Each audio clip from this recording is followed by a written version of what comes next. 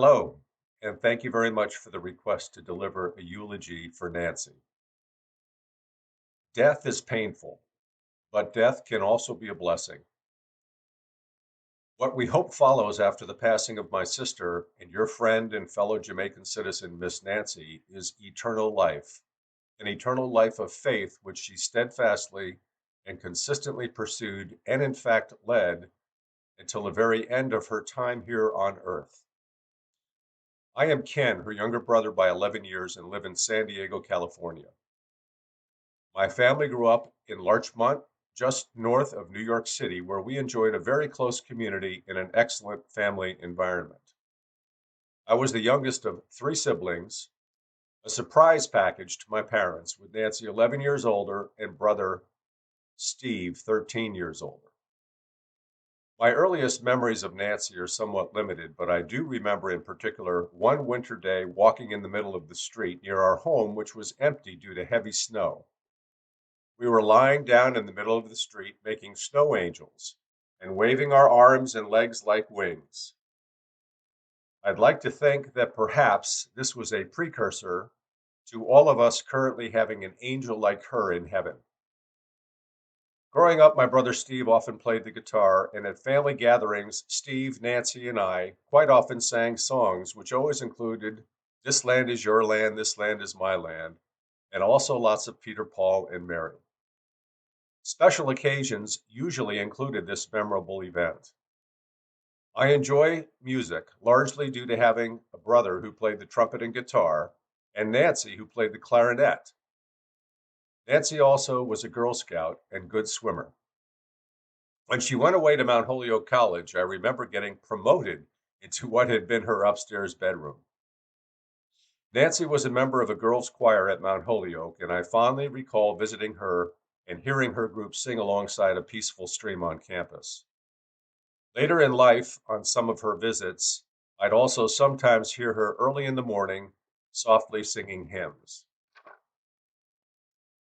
Nancy also lived for a while in Glastonbury, Connecticut, in an upstairs apartment, and then in my parents' condo in Guilford. I remember that road trips to visit her in Connecticut and at Mount Holyoke were always special for my dad and mom and memorable for me as well.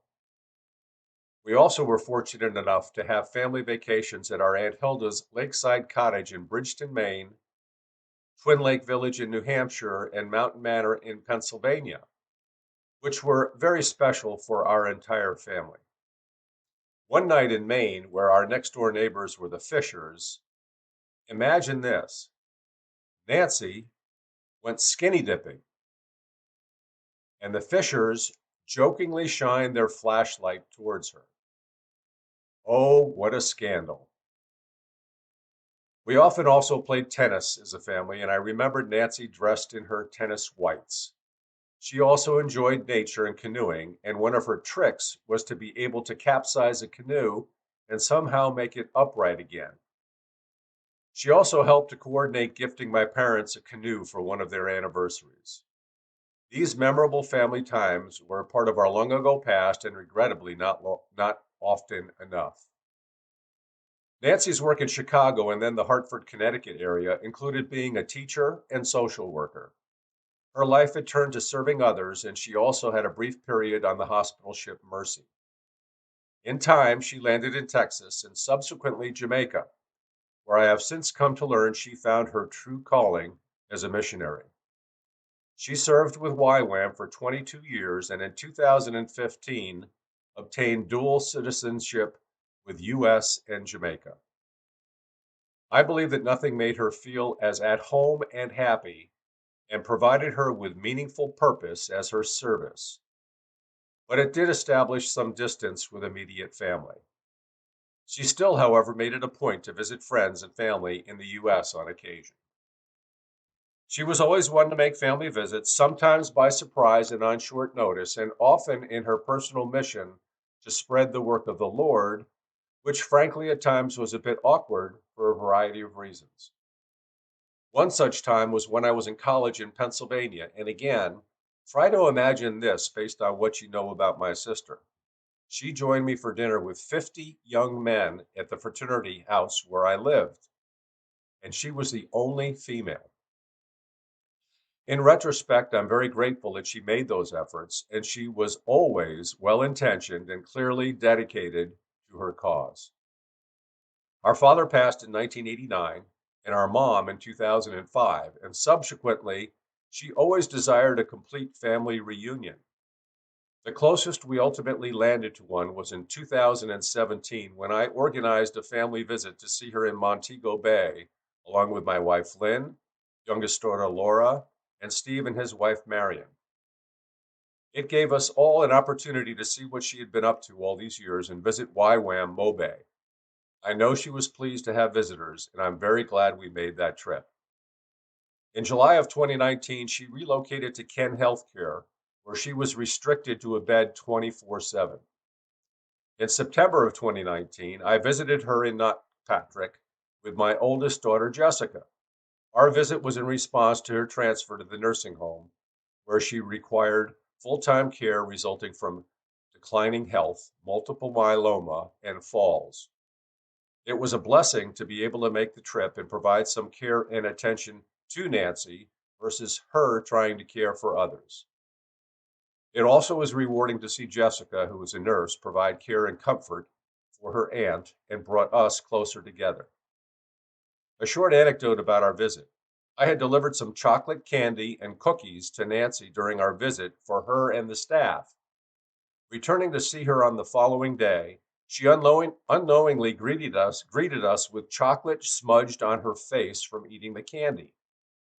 As you may know, she did not often indulge in treats of this nature, and although she expressed significant guilt in having indulged in multiple candies herself versus sharing with others, I was actually very pleased that she had indulged in something for herself, which I wish had occurred many more times during her life. Oh, and when we visited her in Mobay, we also indulged her in a massage, although she was initially quite reluctant to do that as well.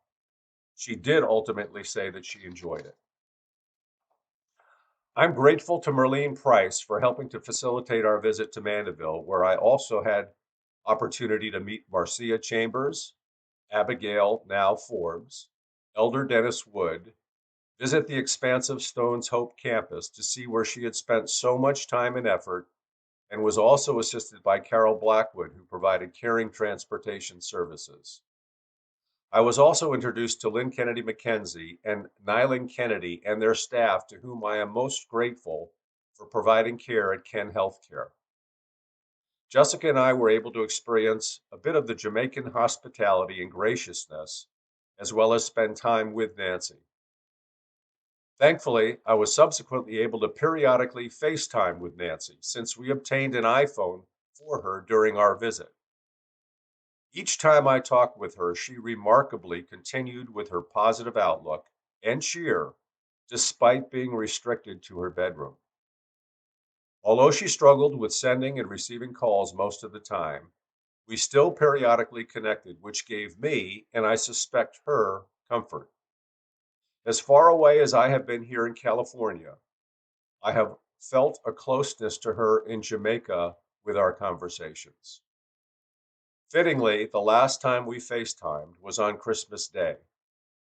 My entire California Huepper family was able to see and speak with her on a day holding very special meaning, especially to Nancy, being the day celebrating the birth of Christ. For those of you who might be interested in getting a better picture of some of the times I have described, I encourage you to view a picture album that will be on display today.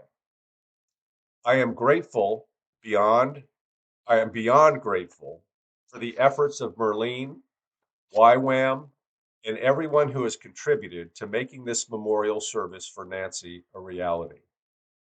Blessings to you all, and thank you for paying tribute to a simple soul who gave herself to others and the Lord, and for your friendships with Nancy. I hope to be able to visit Stones Hope again sometime in the future to thank you in person.